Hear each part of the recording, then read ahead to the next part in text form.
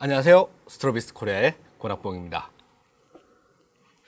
네, 오늘은 본격적인 뇌피셜, 그러니까 제 개인적인 이야기만 가지고 앞으로 이 카메라가 어떻게 발전해야 될지 여러분들에게 제 생각을 전달해 드리도록 하겠습니다. 말씀드리다시피 이런 일은 일어나지도 않고 제목 보셔서 아시겠지만은 거의 공상과학급 제 상상이기 때문에 따라서 이 영상을 보실 때는 꼭 참고해 주시길 부탁드리고요. 어떻게든 현실적인 문제가 당연히 있겠죠. 이 회사라는 거는 수익을 내야 되는 거고, 수익을 내기 위해서는 각종 꼼수와 여러 가지 그 회사들이 가지고 있는 오만 그것들을 다 써야지 돼가지고 이런 일은 불가능하다 이렇게 생각하실 수도 있습니다.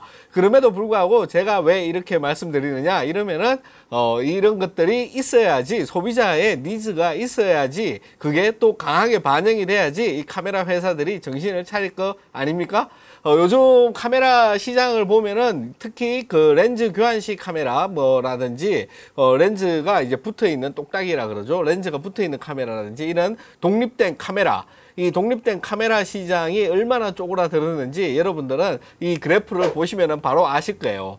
왜 이렇게 됐냐 이러면은 당연히 이 카메라 회사들이, 소비자들이 지금 어떻게 발전을 하고 얼마나 빨리 이런 것들이 변화하는지 전혀 따라잡지 못하고 옛날에 하던 그런 것들만 계속하고 있어서 그렇습니다. 결론적으로 말씀드리자면은 제가 옛날에 영상에서도 말씀드렸죠. 이 카메라가 지금 그때 당시에는 진짜 최소한의 것만 요구를 해가지고 최소한 지금 공개적으로 나와 있는 이 OS라도 탑재를 해서 심카드를 꽂고, 심카드, 유심카드라죠, 우리나라에서는. 그 심카드를 꼽아가지고 네트워크랑 연결이 돼야지 돼요. 무조건 네트워크랑 연결이 돼야지 되고, 거기에서 소비자가 원하는 앱이 깔려야지 됩니다. 그 앱이 뭐 잘 안 되고 카메라랑 충돌을 일으키고 이런 것들을 최소한 그게 소비자의 선택의 여지로 남겨놔야 된다는 거죠. 어떤 소비자들 같은 경우에는 그런 여지가 있음에도 불구하고 이 카메라의 어떤 모든 기능이 100% 이게 보장이 되지 않는다고 하더라도 이 카메라를 찍고 바로 페이스북에 올린다든지 인스타그램에 올린다든지 이런 게 필요합니다. 그리고 여러분들이 그 취재하는 현장 뭐 이런 데 가보셔가지고 보시면 아시겠지만은 카메라로 찍는 사람이 있어요. 이 사람들은 전부 다 그 요즘 DSLR 카메라 나오는 그 무선 와이파이 같은 것들을 다 장착을 합니다. 장착을 해가지고 밑에 보면은 조만한 노트북 들고 그 사진을 찍자마자 바로 전송이 돼가지고 그 노트북에서 바로 막 작업을 해요. 작업을 해갖고 키워드 넣고 뭐 해가지고 신문사나 뭐 어디로 막 쏩니다, 이게. 그래가지고 여러분들이 뉴스를 보시면은 현재 상황이 일어났는데 그 상황이 몇 분 되지도 않아서 바로 인터넷 뉴스로 뜰 수가 있는 거죠. 그래서 이 모든 기능을 이 카메라에 다 집어넣어야지 돼요. 집어넣고 이게 바로 네트워크로 지금 여러분들이 아시다시피 5G가 막 나오네 마네 막 이러고 지금 우리나라에서 서비스 되는 걸로 알고 있습니다. 정확하진 않아요. 아무튼 이렇게 고속의 네트워크의 인프라가 깔려 있는 상태에서 아직도 이것이 그 위에 메모리 카드 끼웠다가 이거 빼가지고 그 리드기에다가 다시 끼워서 다운로드 받고 이런 방식을 고집하는 기업들이 지금 카메라 회사입니다. 그 결과가 여러분들이 보시는 이 그래프라고 저는 생각합니다. 물론 이렇게 생각할 수도 있죠. 그래서 뭐 이 카메라가 뭐 아무리 네트워크가 된다고 해서 얼마나 많은 사람이 쓸 거냐, 그렇게 말씀드릴 수가 있겠지만은 지금처럼 처참해지지는 않을 것이다. 저는 그렇게 생각해요. 그리고 이 그래프가 앞으로 어떻게 될 거냐 이러면은 저는 더 쭈그러든다고 봐요. 저 쭈그러들어가지고 진짜 마지막에 남은 이 카메라를 가지고 철저하게 도구로 이용하는 사람들, 그러니까 저 같은 사람들이죠. 이 카메라를 가지고 작품 활동을 한다든지 혹은 이 카메라를 가지고 어디 신문사나 이런 데서 일을 해야 된다든지 뭐 이런 사람들, 혹은 뭐 이 카메라를 가지고 뭐 상업적인 작업을 한다든지 이런 사람들, 그러니까 꼭 카메라가 필요한 사람들이죠. 이런 사람들이 아니면은 더 이상 일반 대중들에게는 어필을 할 수가 없는 그런 시대가 곧 다가온다라고 저는 생각을 합니다. 그래서 마지막에 남은 영역이 누구냐 이러면은 이 카메라 시장에, 이건 뇌피셜이에요. 이거 근거 하나도 없는 얘기입니다. 카메라 시장의 니즈에 그 실제로 카메라 회사를 먹이는 살리는 사람들은 취미의 영역이라든지 혹은 그 어떤 것들을 조금이라도 더 나은 결과물을 원하는 이 카메라 회사를 먹이 살린다고 저는 생각을 합니다. 네, 아무튼 그래가지고 이 카메라 회사들이 지금 네트워크로 들어오지 않는 지금 현 상황에서 여기까지 가야 되나 이런 의미로 가지고 계신 분도 있겠지만은 상상은 자유지 않습니까? 그래가지고 제가 상상을 해봤어요.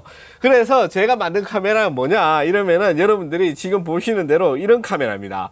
요쪽에 모양을 보면은 아 이것이 완전히 시그마네 막 이러는 분도 계실 텐데 디자인 하다 보니까 이렇게 됐어요. 그리고 그림의 퀄리티가 많이 떨어지는 거 정말 죄송합니다. 제가 대충 그리다가 보니까 이렇게 된 거예요.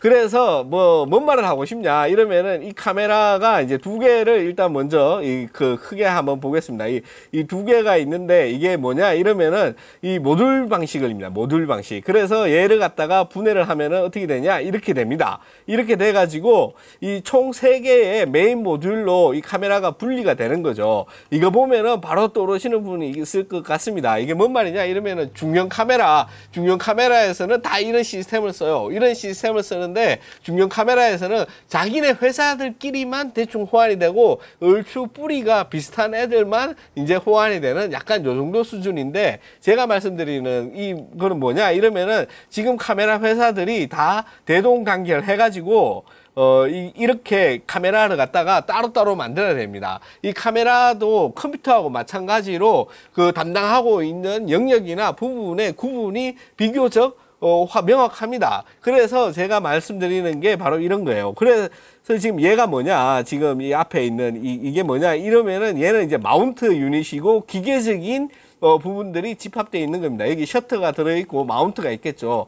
이 마운트가 있는 이 유닛 같은 경우에는 굉장히 다양한 회사들이 참가해가지고 만들 수가 있겠죠. 그래서 이 마운트에 따라가지고 여러분들이 렌즈도 이렇게 마음대로 교환할 수 있는 그런 시스템이에요. 만약에 얘가 캐논이다, 그러면 캐논 렌즈가 붙겠죠. 지금 캐논 R 시스템인 거예요. 지금 얘는 이제 미러리스를 기준으로 만든 거예요. 지금 이 렌즈하고 이 센서하고 거리, 그 플레인즈백이라 그러나? 뭐라 그러나? 이제 자막 나갈 겁니다. 죄송합니다. 아무튼, 그리고 그 다음에 나오는 이 유닛은 뭐냐 이러면은 이 기계적인 부분과 그 신호를 주고받는 그 전달 유닛이자 컨트롤 유닛이에요. 여기에 이제 주요 버튼이라든지 하슈라든지 아니면 모드 선택이라든지 이런 게 있고 얘가 이제 배터리는 여기에 들어가는 거죠. 그래가지고 여기서 이제 배터리를 여기 넣고 메모리 카드는 여기에 넣는 게 아닙니다. 메모리 카드는 여기 넣는 게 아니고 얘는 일단 기계적인 컨트롤을 한다. 기계적인 컨트롤과 이게 휴먼 인터페이스죠. 그러니까 사람들이 실제 찍을 때 내가 만지는 부분들에 대한 설정이 다 이 모듈에 들어갑니다. 그 다음에 이제 뒤에 모듈은 뭐냐 이러면은 얘는 이제 디지털 프로세싱 모듈입니다. 디지털 프로세싱 모듈인데 얘가 하는 일은 이게 이제 센서가 여기에 박혀 있어요. 센서가 여기에 박혀 있어가지고 여기에서는 이제 그 프로파일이라든지 이 센서에서 받아들인 신호를 여기서 전부 다 처리를 하고 JPG로도 만들고 라우 파일로도 만들고 그것들을 갖다가 이 SD 카드라든지 이 내장 메모리 반드시 들어가야 됩니다. 이게 내장 메모리 최소한 500기가 정도 여기 들어가 있는 그런 메모리 모듈입니다. 그래서 여기서 이렇게 조그만한데 이게 여기서 어떻게 다 처리가 되냐 그러면은 여러분들 휴대폰 보시면 아시겠지만 휴대폰이 처리하는 프로세싱 능력하고 카메라하고 거의 내가 봤을 때 프로세싱 능력만 따지면 비슷합니다. 거기 그 휴대폰 뜯어보신 분은 아시겠지만 거의 다 배터리예요. 그 안에 있는 부피를 차지하는 데가 거의 다 배터리고 실제로 들어가 있는 기판이나 이건 없습니다. 그런데 앞에 있는 모듈에서 배터리가 들어가기 때문에 전력은 여기서 공급을 받아서 얘는 실제로 들어가는 게 센서하고 센서는 밖으로 튀어나와 있죠. 센서하고 여기에서 이제 처리하고 뒤에 있는 LCD 패널 그리고 이 모든 것들을 컨트롤 할 수 있는 그런 것들밖에 없어요. 그리고 여기 기본으로 심카드가 여기 들어갑니다. 심카드. 여기 심카드가 들어가요. 유심카드죠.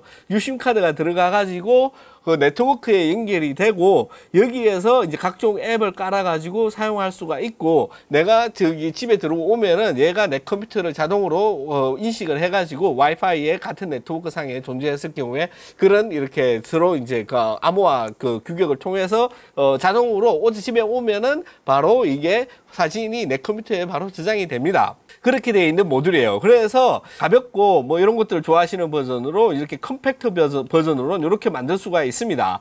그래서 이 모든 것들을 이렇게 조합을 하면은 이렇게 돼요. 이렇게 돼 가지고 이 프로토콜에 따라서 이 각종 그 모든 회사에 협약을 해야 되겠죠. 그래서 이 프로토콜이 모듈로 붙을 수 있게 그렇게 합니다. 그래서 신호만 얘네들끼리 전달을 받으면은 카메라 역할을 하는 거죠.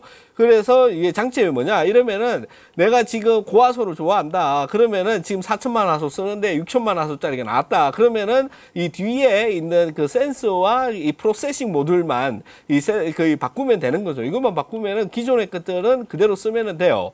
그런데 만약에 프로페셔널한 그런 어떤 거를 요구를 한다 그러면은 훨씬 더 대용량 배터리가 들어갈 수 있게 이렇게 디자인을 하면 됩니다. 뒤에 있는 모듈이나 이런 것도 화면도 훨씬 더 크게 만들 수가 있고 마찬가지로 유심카드나 이런 거는 다 들어가서 네트워크가 다 되죠. 그래서 여러분들이 지금 뭐 촬영하는 그 사진이 바로 회사의 그 5G를 이용을 해가지고 회사의 네트워크로 바로 전송이 되고 이 회사에서는 짜놓은 프로그램에 따라 가지고 거기에 맞춰서 짝짝짝짝 프로세스가 다 되는 거죠. 아주 편리합니다. 그래서 이렇게 만들었는데 그러면 바리에이션이 어떻게 될 수가 있느냐 이러면은 위에 거는 이렇게 보시면은 옛날 거기 얘는 같다 얘 같은 경우에는 이제 그 훨씬 더 그 대용량의 배터리라든지 다른 것들 모듈을 더 붙일 수가 있는 그런 디자인이에요. 그런 디자인이고 여기 그 광학식 뷰파인더가 아니고 얘는 이제 그 전자식 뷰파인더가 들어가 있죠.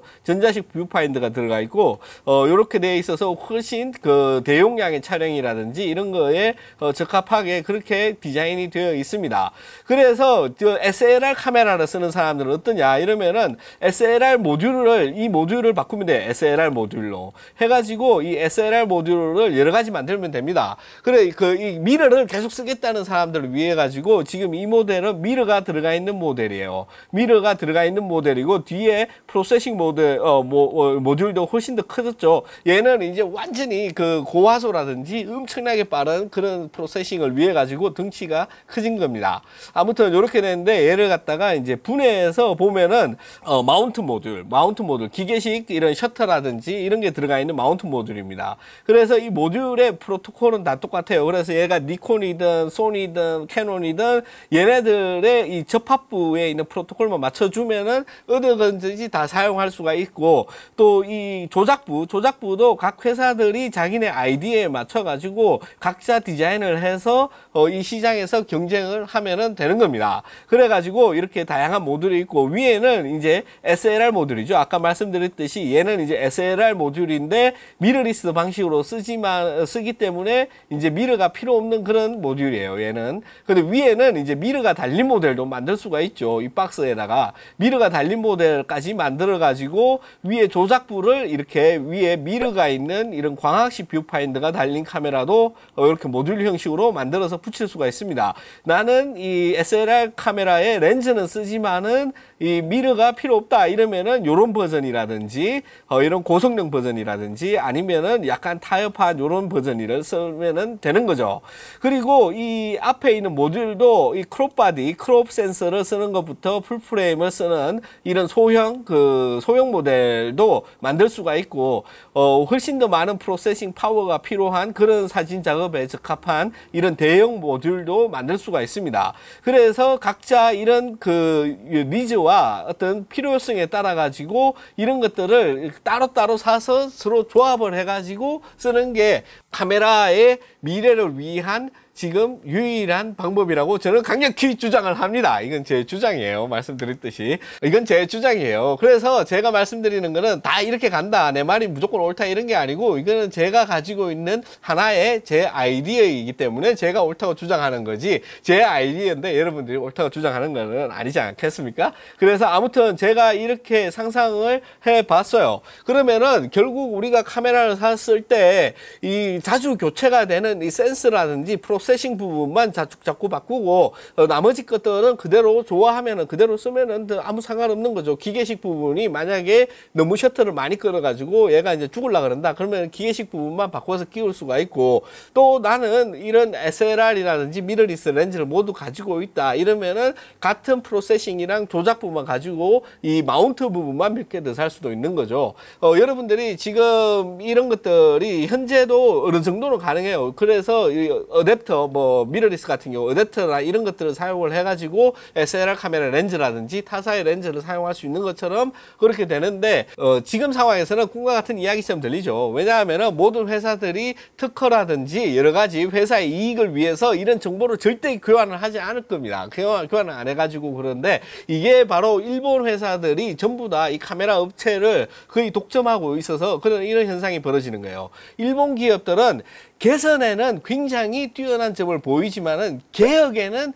정말 힘듭니다. 그래가지고 걔네들은 지금 하고 있는 이 카메라의 문제점을 조금씩 개선을 해가지고 서서히 변화하는 데는 장점을 가지고 있고, 그것들을 잘하고 있지만은 어떤 발상의 전환이라든지 완전히 새로운 패러다임의 어떤 시스템을 만들려는 의지는 거의 제로에 가까워요. 그래가지고 없습니다. 아마 일본 카메라 업체들이 막 도산을 하고 이런 애들이 여기저기 막 팔려다니면서 그런 부자 IT 기업들에 막 거기 막 먹히고, 여기서 4분 5일 돼가지고 렌즈 파트는 저기 딴 데 팔리고 뭐 바디 파트는 여기 팔리고 이래가지고 완전히 분해돼서 재조합되지 않는 이상은 꿈과 같은 이야기지만은, 지금 아까 봤던 이 그래프를 보시면 아시겠지만 이게 그 카메라 회사의 미래입니다. 미래. 그래서 이 영상을 보시는 이 카메라 업체 관계자분들은 빨리 이런 어떤 공통된 프로토콜을 가지고 이 센스부는 여러분들이 좋아하는, 만약에 이 센스부는 라이카를 좋아한다 그럼 라이카를 붙이고, 조작부는 뭐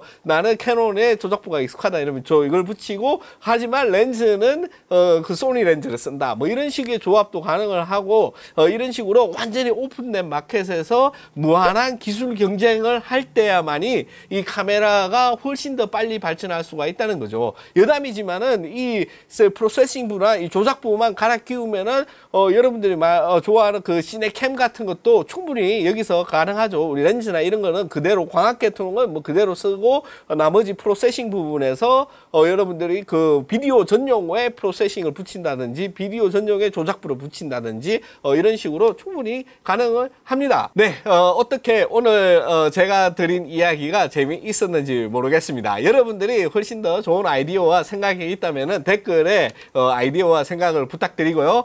다음 시간에 더욱 즐겁고 재미있는 방송으로 또 찾아뵙도록 하겠습니다. 그럼 이렇게 시청해주신 여러분들께 진심으로 감사드립니다. 고맙습니다.